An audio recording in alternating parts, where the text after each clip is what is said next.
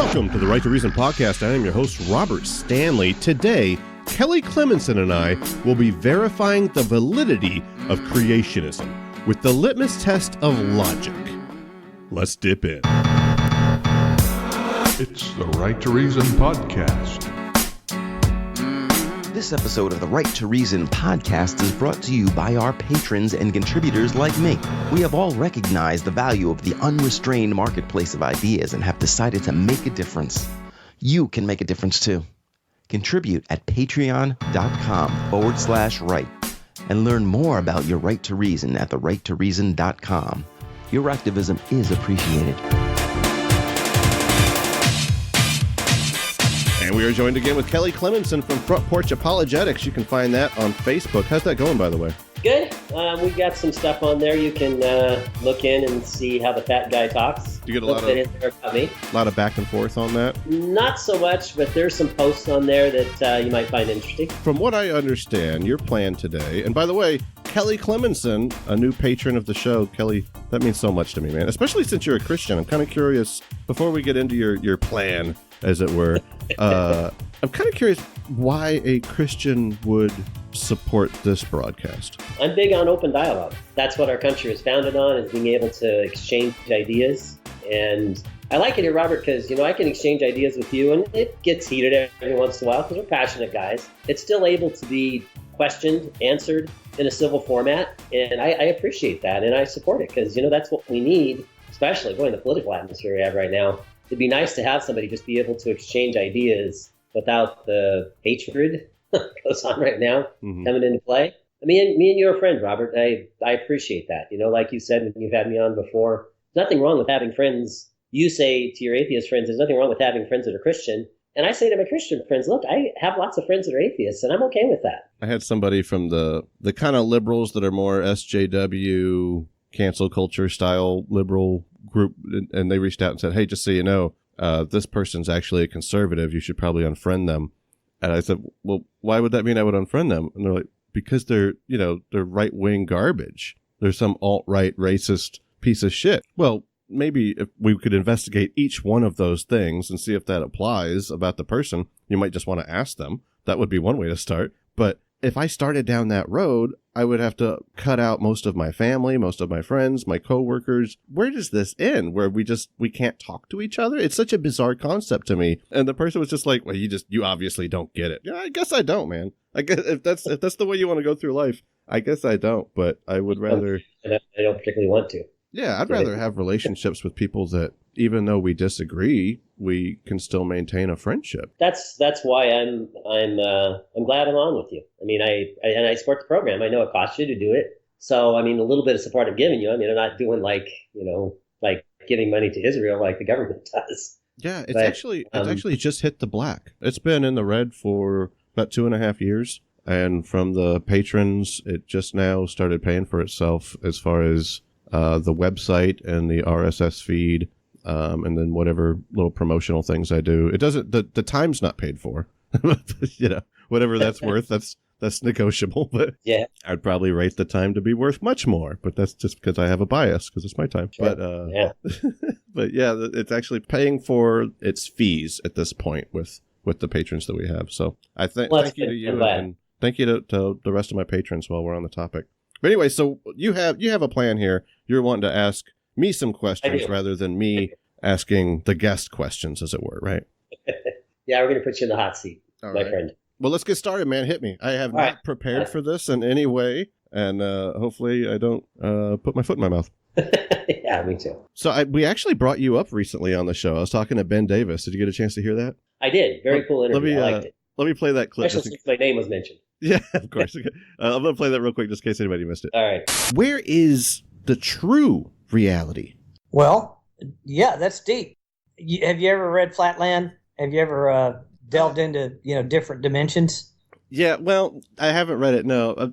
There's an apologist that comes on pretty regularly named Kelly Clemensen, and he has Mr. Flatland story where he explains that Jesus Christ really died for my sins and that sort of thing through it. But I don't know if that's the same topic that you're talking about. Well, gee, that almost makes me not want to say what I was going to say now, because I don't want to be on his side. Please explain. I mean, even a stop clock can be right twice a day, right? So right. The Flatland thing is a good analogy, though, because if you got something that's living on the surface of a piece of paper and you're looking at it in 3 dimensions and you're looking down on it, you can see this thing's insides. If it's got a digestive tract or something, you can literally see inside what it thinks of as its innards, and see its heart beating and its digestive tract digesting its food and all of that. So if there were a 5th dimension, since we've sort of allocated time as the 4th dimension for this discussion, if there's a 5th dimension and God exists in that 5th dimension, he could look down and he could see everything all at once, inside, outside. Presumably, he could even see how your brain was working. And if he understood, neurobiology well enough, he could read your thoughts. That's a hard perspective to imagine, if you can't think in 5 dimensions or 4 dimensions, depending on how you want to look at it, whether you want to count time or not. But there are people that play that kind of game, and, it's valid. If you were a 5-dimensional creature, you could do the kind of thing you're talking about. So like it was mentioned in Dr. Ben's observation, and he was kind of reluctant doing it once he heard that an apologist was bringing it up. I thought that was kind of interesting. They said, well, I don't know that I really want to talk about this now. But some of his points was stuff that I wanted to talk about, Robert. He imagined this guy that was supposedly the next dimension, and demonstrated that like I did on the first show. I think it's the first show we ever did with me. I mentioned it. Yeah. So they the would idea is that there's different dimensions, and I think from what he said, it was valid. That was his point. And that idea of different dimensions, he mentioned some really interesting stuff. As you just heard him talk, he mentioned that this being that would be in the next dimension, if he was actually aware of neurological pathways, that he would possibly know thoughts of someone before he thought them, know them before they were actually spoken. So in that vein, let me read something real quick. I'll make it fast. So here's the passages that are written by guys that are 1,000 years before BC, some guys 1st century, but these guys are fishermen, and they're not physicists, they're not scientists. But I think they really portray a being that's from the next dimension, like what Dr. Davis was talking about. So it's Psalm 139, 1 through 16. O Lord, you have searched me and known me. You know when I sit down, you know when I rise up. You discern my thoughts from afar. You search out my path and my lying down. You are acquainted with all my ways. Even before a word is on my tongue, behold, O Lord, you know it altogether. Matthew 6:8 knows my needs before I ask him. Matthew 9:4, Jesus knowing their thoughts. Why do you think evil in your hearts? So it seems to me that, this is the first part when he talked about knowing thoughts. It seems to me these guys are describing the same thing. So what think you, my friend? Just that there's a possibility of some kind of dimension where we can read minds in it, or someone from a different dimension might be able to read our mind. Is that what you're asking me about? Yeah. The physicist was saying that, if this guy actually knew anything about neurology, and he was coming from, everybody knows this guy, everybody, but anyway, Dr. Ben Davis is, from what I heard, he's an atheist. And he was just kind of evaluating things just from an evidential basis and saying that this thought pattern and this idea of extra dimensions is what I just quote his term, he said it was valid. Right. I don't object to the argument that maybe there's some kind of godlike being in some other dimension. It's like that line, anything's possible. That's not necessarily true. There are things that if you say it's a square circle, well, that's not possible. There's things that can contradict themselves. Yeah.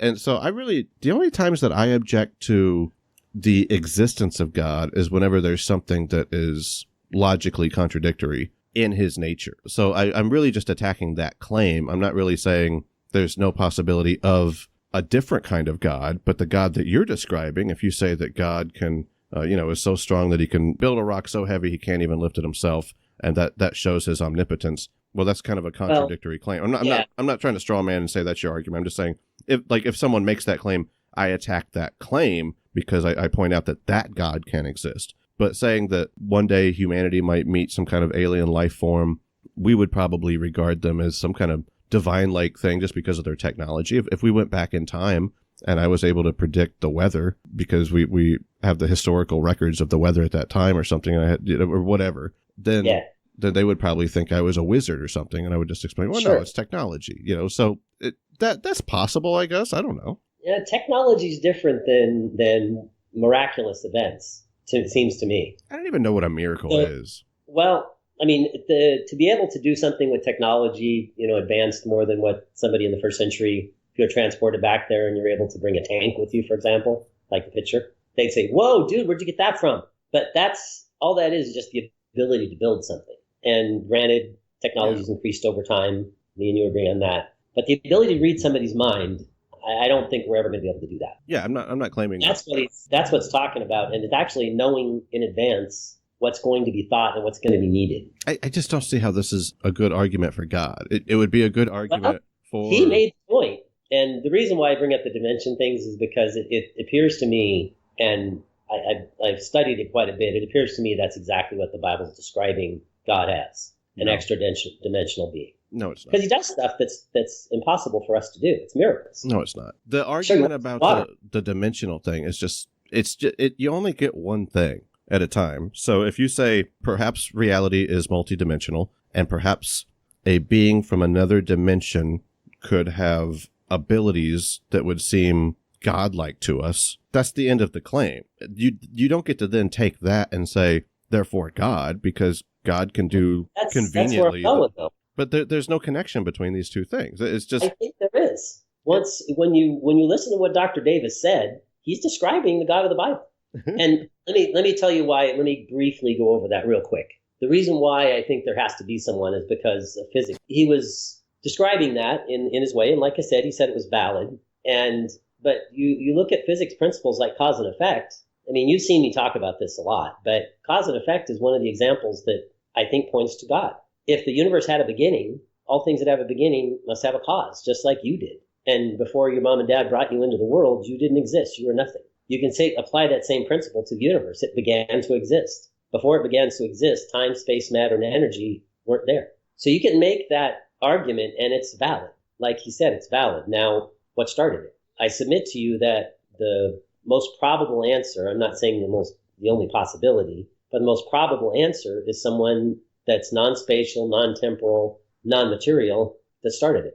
Okay, you made two separate arguments here. One, you said it was valid, and then two, you said it was probable. Valid is making that's a deductive argument. The probability is induction, and there's nothing that keeps you from believing that. Right. So you're conflating deduction and induction, and I would argue that you're false on both. In reference to the validity, what is the claim? Because if the premises are true, it's impossible for the conclusion to be false. That's if it's valid. And I'm wondering, is the claim that if multidimensional beings can exist, then God does exist? Is that what you're arguing? What I'm arguing is that the multidimensionals, I think it's obvious that it does. I just brought up one thing, cause and effect. There's also instructions in DNA. Those had to come from a mind. You don't see instructions come from anywhere else. Hold on. So now you're making an argument from intuition. You're saying it's obvious that multidimensional beings exist. Okay, let me rephrase obvious.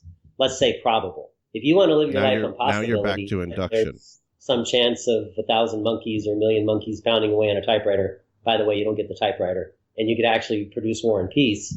I mean, the possibility of that, even with the typewriter, is almost nil. If you want to believe in that possibility instead of the probability that the book was written by an author, then I can't argue with you about that. If you want to take down that possibility and live your life that way, okay. But me, I'm going to live my life that an author wrote it. And that's the strong possibility. So if that sounds better, if that sounds more digestible, okay. That's not an argument. You said that it's me probable. and you were arguing or we're discussing. Let's say right. discussion. Well, no, I don't mean argument like fighting. I just mean whenever you use words like probability or validity, it's kind of like whenever somebody says, wow, that was awesome. Well, colloquially, we know you're just saying that was cool, neato, whatever. But it did not inspire awe. But whenever you're making an argument or a claim I make an evidential argument. And you use something like it's more probable, you're not talking about deduction, you're talking about induction. And that has nothing to do with validity. That's just whether it's cogent or not.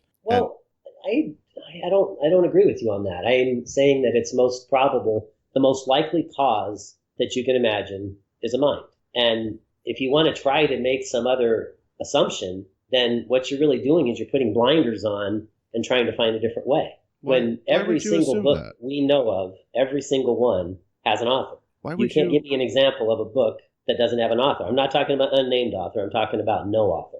So I'm just going by what we know, what we can prove. Now, like I said, I had this on Phil's show. Some astronomer professor at one of the local colleges was on, and he was an astronomy guy. And he started talking about all this stuff, and he brought up this fact of a million monkeys pounding away on a million typewriters to produce War and Peace. And that's the argument. Now, think about that for a second. What the real idea is that there could be a book produced in such a manner is just illusion. It's saying, okay, there's another slim possibility this could be. Well, okay, if you want to put that together, then all right, but what's the strongest possibility? And I think that's, in my opinion, that's the best way to try to adjust your thinking to is what's the most probable and what's the one that we see the most. And what I kind of got upset at the end of the interview. You can watch it on YouTube; it's there. But what I should have asked him, because he asked me if you want to learn something, why don't you come sit in my astronomy class? And I got smart aleck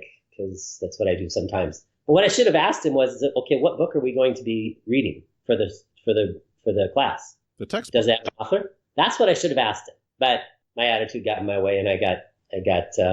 Wait, so you were arguing with an actual astronomer about astronomy? Well, it was about different subjects, but that came up. Yeah. I would never have the balls to do that. Even if I felt they were wrong, I would still recognize that this is someone that knows more about the topic than myself. Well, here's the thing, and he's smart. He's more educated than I am. There's no doubt. He's got degrees that I don't have. But here's the difference. I have the truth, and he doesn't. Because, and I'm not saying that it's anybody could make that claim. Some obscure idea of truth. I think there really is truth, and the truth really is that books come by authors. But if you can't show it, then you don't know it. And if you're going to argue astronomy with an astronomer, then you're going to have to be able to prove with astronomy that his argument is false. And even then, you wouldn't be proving that there's a God. You would just be proving that, astrophysics is errored. No. Astrocosmology is the vast majority of the opinion in cosmology is Big Bang. And it says the universe had a beginning. That's me. Now, don't put me down as someone who agrees with the Big Bang. I don't. But even cosmology agrees that the universe had a beginning. That time and space began. Time and space and all the rest of it had a beginning. And when you hear what they say, but they're not claiming everything started at the Big Bang. No, they do. They don't. That's what what's his name? The guy in the wheelchair. I always forget his name. Hawking. Stephen Hawking. But yeah, and Roger Penrose. That's not. In 1970, they made the statement after years of consternation. They didn't like it, but they finally came to the conclusion it was just obvious. No, time, space, matter, and energy all had a beginning. The argument of the Big Bang is that there was an expansion of space and time. Right, but it had a start point, and beyond that start point, there was nothing. That's not the claim. And Hawking said it again in his most recent book. He said, because we have the laws of physics, especially the law of gravity, the universe can and will create itself from nothing. Okay. Now, I can poke all kinds of holes in that argument. It's not because I'm smarter than he is. But obviously they're talking... trying to define things without going to the obvious. Kelly, it's obvious that they're talking about nothing in a different way than you're talking about nothing. You're talking about it in a philosophical... Nothing's nothing. Because if you have nothing, if you have no space, there's no room for matter to exist. Nothing is a concept. If you have no time, then when did space start to exist? Hold on, Kelly. All these things come together in nothing. And I grant you that there's cosmologists like he was, and some other ones that I can't think of the names of right now, but they always want to redefine nothing. Krauss. But nothing means nothing. It's not a little bit of space. It's no space. It's not a little bit of matter, some little bump in the pyramid. It means none. Okay. And the idea that matter can create itself, we just don't see that. Kelly, hold on. Yeah. Okay. You're thinking. No, it's cool. I'm just saying. This is just my first topic. I have other ones, but let's explore this one. I'm with you.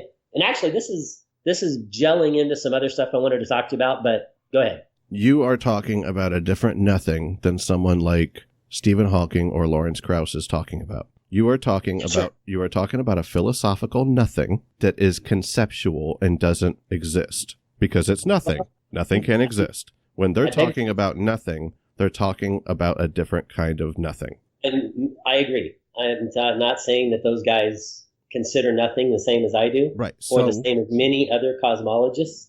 Because there's plenty of cosmologists that are Christian. Actually, the majority of them are. I'm doing a if this then that. right? So Yeah. if they are talking about a different nothing than that, then whenever they say the universe came from nothing, they're not talking about the nothing that you're referring to. Therefore, there is no conflict here. You do not disagree with them because the common understanding of the word nothing is not the word nothing means nothing. Right. The common, like I said, before you were born, Robert, you were nothing. Kelly, there was no you. This is an easy concept to grasp.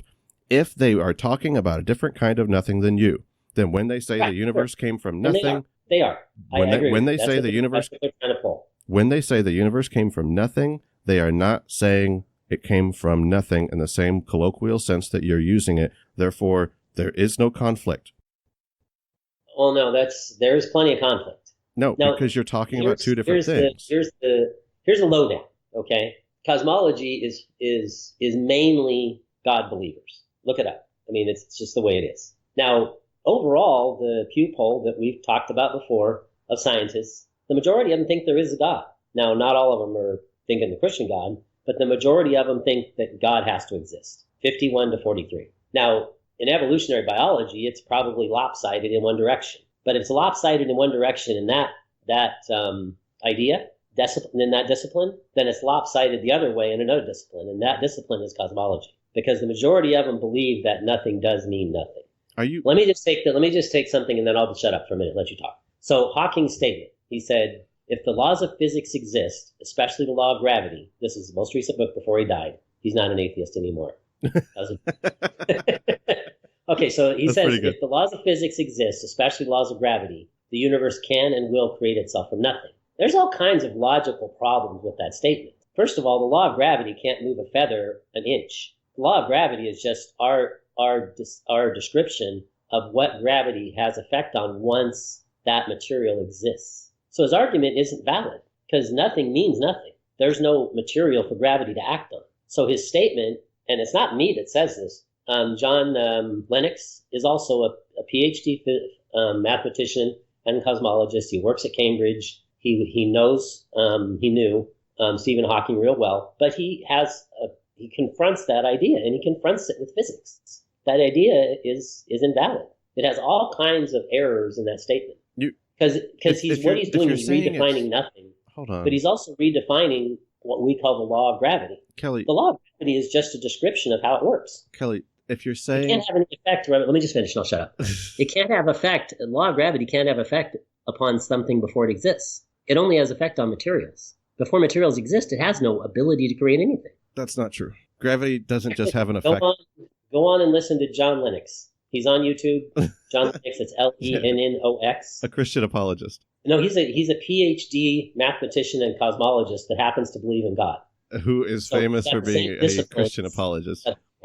He is not. He compliments Hawking. He doesn't say he's dumb. He's not famous for being a mathematician. He's famous for being a Christian apologist. No, he's famous for that. He's a professor at Cambridge. Look him up. That's all I'm saying. Look him up. It's not the idea that science has disproven God.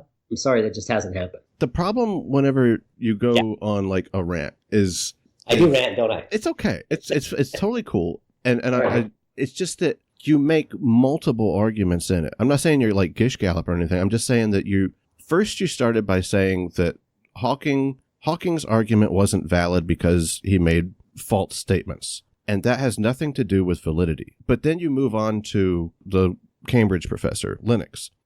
And then you moved on, and that's argument from authority. You're doing the same thing. You're using Lennox and you're using Hawking, and I can never remember the other guy's name. I haven't used anybody. I was just talking about Hawking because you brought him up. But I'm just saying, whenever you make like multiple things, like we can't address each argument, and we didn't even finish talking about nothing.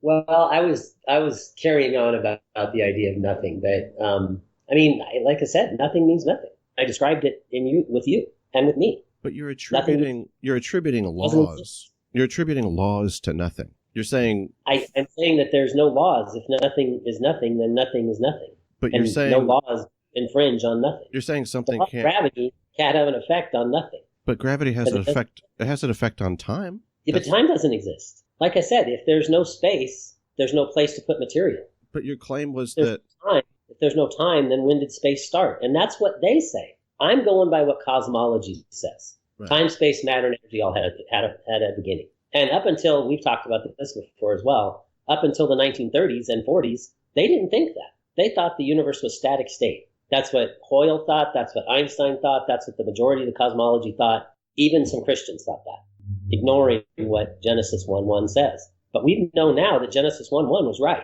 It's right. If you're saying that's what we know now, is that it really did have a beginning. Time, space, matter, and energy all had a start. And if they had a start, before that, they didn't exist. Start means start. Beginning means beginning. I don't think the claim is that energy began. Well, that's what they say. I'm just going by what the cosmologists say. And not just the ones, the atheist ones say the same thing. Anyway, so can I move on to the next one? You certainly may. Let me give you some reasons why, and this is all kind of hypothetical and physics, or not physics, philosophy. But let me give you the reason why I believe that person that is described, that idea that's described in multiple dimensions, is described in the Bible, like I said, by first century men. And some guys, like I said, 1,000 years BC. They're describing the same type of individual and his abilities, just like Dr. Davis said. You mean that he can read your thoughts?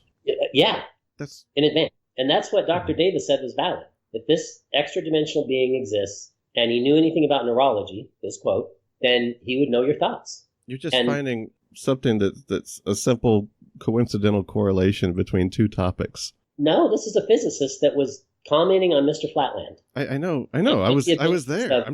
I know what he said. He was saying our abilities compared to what his are, Mr. Flatland. Is your argument?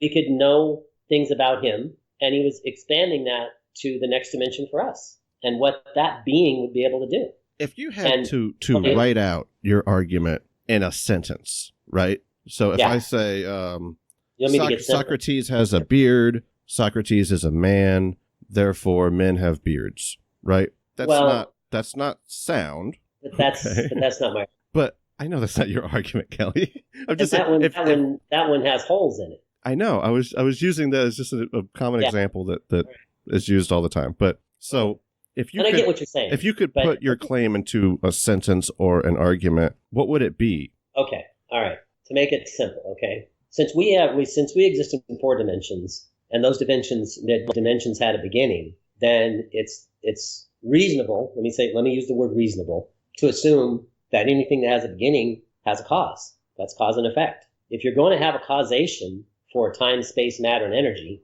then that causation would need to have power over those things.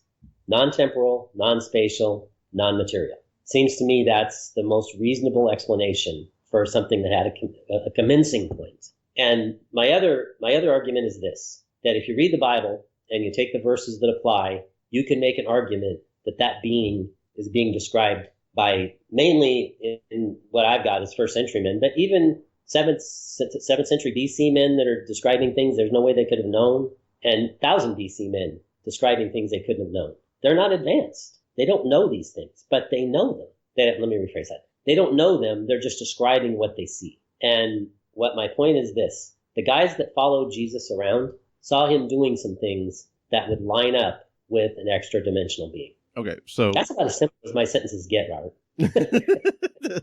Well, basically, when I asked you to simplify it, you said... Okay, I didn't simplify it very well, did I? Well... But that's about as simple as I can make it. Okay. The simple part of it is the Kalam cosmological argument, basically. Anything that begins to exist has a cause. Right. And that's valid, because we don't see anything creating itself. And that idea, if you put on your logic hat, that idea should say, okay, well, that's silly. How can you create yourself? You don't exist. How can you create something before it exists? That makes no sense. That's why cause and effect is a valid physics principle, because it's valid. Things don't create themselves. There has to be a causation. I don't have a problem. The reason why they go looking for what caused the fire in the local mountains is because they know it didn't start without a cause. So let me just give you some more stuff, okay? Just for the sake of getting across my point. Are we going to address Kalam? Sure. So, and it actually was Kalam's argument instead of being William Lane Craig. What was his name? William Lane Craig. No, I'm not a big fan of his, but it was actually the Kalam and who was a 12th century theologian that I'm trying to think of. Got a sign with his name on it, but anyway, those two had a debate. This name will come to me in a minute. Ansel? Kalam and this guy You talking about Anselm? No, it was one of the theologians. His name will come to me. He's a real famous Catholic theologian. They had a debate, and from what I gather, Kalam actually was the one who made that argument. St. Augustine? Augustine. That was it. Okay. So he was the one that actually, I don't think it is Augustine, but anyway, he was the one that actually came up with that idea. So you're right, it is Kalam's idea, and he was a Muslim. Yeah. That cause and effect is valid. There's Anything begins to exist as a cause. If you just consider that minus the God idea, okay? Just consider that as a logical argument. It's obvious. Nothing can create itself. That's not possible. Yeah. So you have to have a causation. Now, what in the evolutionary idea now, the causation, they have the same issue. Oh, Kelly, please, What they're supplanting a designer with is a random causation, but they're still pointing to a causation. Still doing. There's no off switch on your argument. I tried to like. That's what I came on to do. Put you in the chair. I said, well, I mean, you could just talk at me. Well, I don't want to do that, Robert. I want to hear what you have to say, so I'm going to shut up. Well, no, I'm not asking you to shut up. Okay. Kalam cosmological argument has two big flaws in it, and I don't know if you are aware of this, but I think after I present them, you might consider not listening to Muslims anymore. Well, okay, me and you agree on that for the most part. Right? He had a valid point. I mean, that part. You keep using this word valid, and it's actually not valid. Okay, go. Tell me what the problem with this. It's not valid because it says, therefore God, and Well, no, he didn't say that. Kalam's not making that argument. Yes. He said there's a cause. No, let me read it to you. Whatever begins to exist has a cause of its existence. The universe began to exist. Therefore, the universe had a cause of its existence. The cause must be timeless and material and personal. The cause must be God. That's the modern version of it, but that's basically the same argument, but just from the way that you're framing it, and the universe. He's valid to me. I agree with him. It's not valid. You keep using this term valid. It's not valid. Sure it is. Until the point... It is neither valid nor sound. And I get it, that most of the audience doesn't like that word. The conclusion does not necessarily follow. Is valid. Hold on. Let me show you what's wrong with it and why it's not valid. All right, go. The conclusion does not necessarily follow from the argument. So the argument is, whatever begins to exist has a cause, and it ends with saying the cause is God. There is no connection between those two. Take that part out if you want. So we'll take out the God. Let's just address the initial part. I can demonstrate God a different way, but go ahead. Fair enough. Whatever begins to exist has a cause. Right. I am very comfortable with this argument, but only because I'm making a presupposition. Yeah. The only way I can accept this is to presuppose that something can begin to exist. Well, we do know that from cosmology about the universe. Right, but that doesn't mean that everything began to exist. It just means that which started at the Big Bang, or a better way to say it, honestly, is that which expanded at the Big Bang. Well, that's not I really don't. Argument. Yeah, it really is. But I don't want to get back on that because we just went through that. Let me repeat that because what I said was just not accurate. Cosmology does say that it did expand, but they also say that it had a beginning and beyond the vanishing point. It's claiming that time and space began, and by began they mean expanded. Began. That's the beginning of universal expansion. That doesn't mean that nothing existed before that, and whenever they use the term nothing, they are simply referring to a different kind of nothing than the colloquial, philosophical, conceptual one that you are.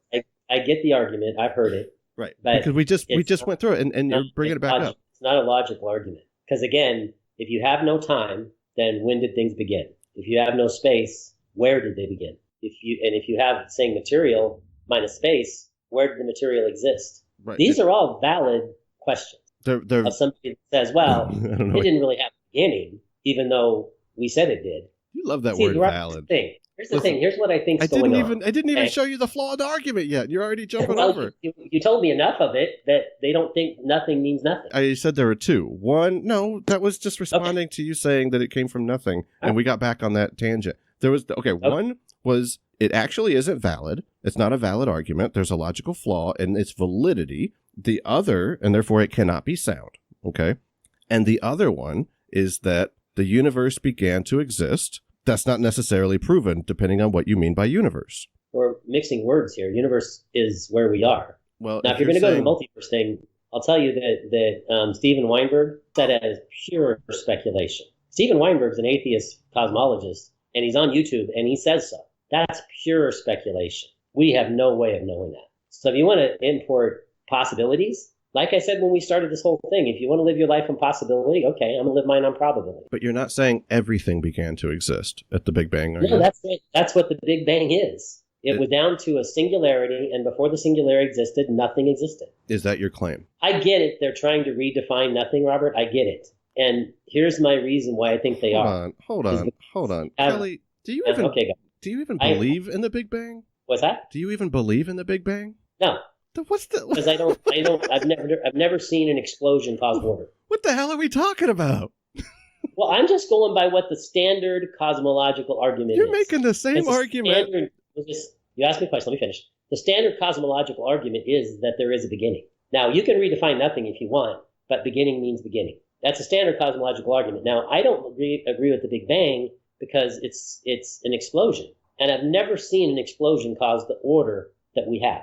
I've never seen that. And nobody else has either. You put a stick of dynamite inside my house, okay, maybe 5, and you're not going to create an ordered environment. You're going to create an unordered environment. Order requires maintenance. Order requires intent. An explosion doesn't have intent. An explosion is an explosion. It causes disorder. The anthropic principle is over 900 settings in the universe that are set to within 1% for us to be here. I don't see an explanation of explosion causing that. That makes no sense. That's not logical. You are So yeah, I use the Big Bang because that's what standard cosmology says. I'm only using that just to demonstrate the fact that they believe there was a beginning too. I know. They didn't used to think that. And you're doing the same thing with the Big Bang that you did with Dr. Ben Davis's claim about the possibility of multi-dimensions. You're taking one thing. What he said. You're taking. I know. You're just taking. Stop saying valid. But you're taking one thing that seems to be correlated to something that you believe in and going, look, that proves it. But I don't believe that. Okay. Well, all I'm doing is going by what is, as I said, probable. Now, if you want to confuse possibility into the argument, okay. But I don't live my life on possibility. I live it on probability. Can we jump to something else real quick just so I can get this passed? Yes, sir. And if it's all right, we probably ought to make this the last one because we're coming up on our hour mark, sir. So the ability of the Creator beyond space and time would be able to do these things. John 2, verses 1 through 11. Turn water into wine, control of time. John 7, 1 through 10. Healing of a servant from a distance. Acts 8:39. Philip transported from one place to another instantly. Control of space. Matthew 14, 22 through 33. Jesus walking on water. Exodus 14, 19 through 23. Parting of the Red Sea. Water as walls on both sides. Control of matter. Mark 4, 35 through 44. Calming of the storm. Matthew 17. Mount of Transfiguration. Jesus is seen as light. God tells Moses that he dwells in unapproachable light. And also in 1 Timothy says the same thing. Psalm 104.2 says the same thing. What these all demonstrate is first century observers observing a being doing some very odd things. And I submit to you that they're observing an extra dimensional being that is also described as disappearing into the clouds when he left. So from those things, I think it's reasonable to deduct that also Genesis 1:1 and John 1 all talk about a being that was there before time, space, and matter and energy. And I think it's valid to make that conclusion that it's an extra dimensional being. That makes sense of what the things he did. That I agree with you, and I'll admit to you that they are miraculous in our observation. But miraculous is also saying that instructions can come from random causation. So I believe that the atheist and the Christian, the theist, should I say, both believe in miracles. It's just the Christian admits to it. Do you believe in ghosts? Like actual ghosts, not like the Holy Spirit or like, demons tricking you into thinking, but like, do you really like ghosts? Do you believe in those? Okay, ghost is a term that's kind of arbitrary. What I do believe is extra-dimensional beings. I do believe in those. I believe in some of them are good and some of them are bad. Yes. All right. And I do believe they can make an appearance. But I mean ghosts like in scary movies, like in the colloquial sense. Do you believe in that? Like Casper? No. Right. Okay. All right. Give me one. But I do believe in beings I know that we can't see with our eyes, and that can affect. I know. I'm not referring to that. I just wanted to see. That, yes. I just wanted to see if you actually believe in like Casper the Friendly Ghost. Yeah, Name one part of your argument that I could not replace the word God with Casper the Friendly Ghost. The argument that you just made about Ben Davis, multidimensional beings, being able to do things that appear supernatural to us. Okay. Name one part of that. Ghost, and let's just assume that it's this character. Casper the Friendly Ghost had an origin in time and space. God doesn't. God doesn't have an origin inside time and space. That wasn't part of your argument. They don't have an origin, a commencing point inside time and space. Kelly, I understand, but that wasn't part of your argument. Well, yeah, it is. That's my whole argument, is God's outside time and space in another dimension. And the things that we see here, and that's the reason why I'm not a Hindu. I'm not ragging on Hinduism, okay? I'm not trying to put anybody down. But when you go about listening to what they have to say, it makes no sense. God's inside the universe, and you can't, matter doesn't create itself. It doesn't work that way. God can't be inside the universe as they suppose he is. That's not possible, because the universe had a beginning. How can God exist inside something that had a beginning? So now you're trying to tell me that there's something before that wasn't. I mean, that just, you evaluate that on an engineering level, and it doesn't work. So you don't believe in nothing either. Neither of us believe I believe in nothing inside our dimensions, but no, I don't think that ends it. I believe there is a next dimension that caused this. You and I would both agree. Let me put it that way. There's a next dimension that caused this one. There has never been a time that there was nothing. We both would agree with that. There is. Well, no, that's not true. Because Hawking and Penrose said in 1970. But you don't agree with that. And he said again in his most recent book, that was nothing.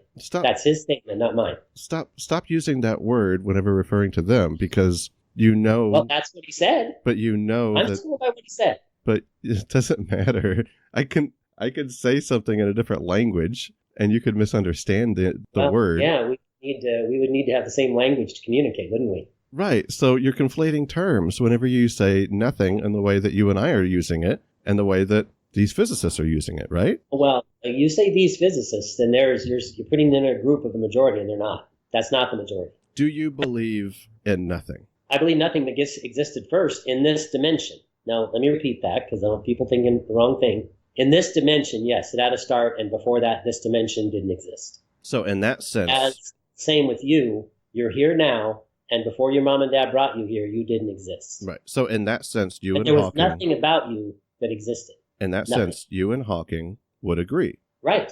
And that's all I'm saying. Right. Now... So if you agree with him, here's the last thing that I want to mention, then I'll shut up, okay? When you start blinding yourself to possibilities, that's when you start making assumptions like what Stephen Hawking did.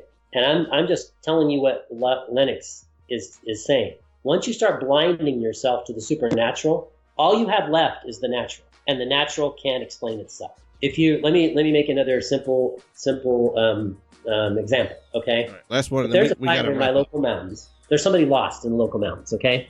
And we're going to start a search. And the guy that's in charge of the search says, okay, well, I know he's not in, I'm going to give you a town in the local mountains. I know he's not in Running Springs, so we're not looking there. We're going to look everywhere else for this guy, but I know he's not in Running Springs. If the guy they're looking for is in Running Springs, they're never going to find him. That's what the materialist is doing about the universe. They will not allow for nothing because they don't like nothing. They have to redefine it. They don't want to look at the supernatural because they have their blinders on. So my idea about searching in the mountains for a person is the same idea that Richard Lewontin brought up in his book. You don't read the whole thing. Just look up Richard Lewontin, "We Cannot Allow a Divine Foot in the Door." And he gives you the same concept that I just explained. If you're not going to be willing to look for the supernatural, then you're going to be stuck in the material. And materialism can't explain itself. And Richard Lewontin says the same exact thing that I just said. And several others do. I'm not bringing anything new. I'm not bringing anything necessarily theistic. Okay, I guess it is theistic. But leave God out of it for a second, because all you guys out there, you don't like the word God. But that's okay. I don't mind that. But what I'm bringing to the plate here is that those thoughts are logical to assume, and that these first century people that wrote the Bible were describing an extra dimensional being. Kelly, thank you so much for coming and talking to us today, man. I'm going to let you have the last word on that. I am always happy to be on here with you. One of these days, I'm going to get out to see you, and we're going to sit down. You can have a regular beer. I'll have I'll have a, what do they call the non-alcoholic ones? Or maybe I'll just have a beer. You'll have a near beer. And we're going to sit down and we're going to have a talk. You're going to set me straight, I'm One of sure. these days we get to meet face to face, and I would like that. Because Robert, I consider you my friend, and the reason why I come on here, not only to, talk to the rest of the guys out there, if I ever bring stuff up that sounds like I'm angry, I'm sorry, 'cause I'm not. All I'm trying to do is get out the truth. And sometimes I get a little diligent about that. But I want to thank Robert for letting me come on. I appreciate the show like we did at the opening. I think we need this. We need to have the ability to talk about stuff without getting angry and without hate moving into this picture. And that's why I appreciate the show, and that's why I support it, Robert. Hey, it is Hope you have a always good Thanksgiving with the gang. Yeah, it is always great talking to you, dude. I love talking to you. Me too. All right. I appreciate it. Later, man. Thank you to Kelly. Thank you to Dave Blair. Thank you to our patrons. You can also support this broadcast at patreon.com/right and learn more at therighttoreason.com. Next week, Tracy Harris, Ethan Dodge, and Ryan McKnight will be discussing something that I am really looking forward to helping to present, truthandtransparency.org. If you haven't already subscribed to this broadcast, I would encourage you to do so. For those of you that frequent YouTube for your podcasts, click subscribe and remember to ring that little bell thing that they have so that you're able to catch this next episode. And most importantly, remember that you have the right to reason.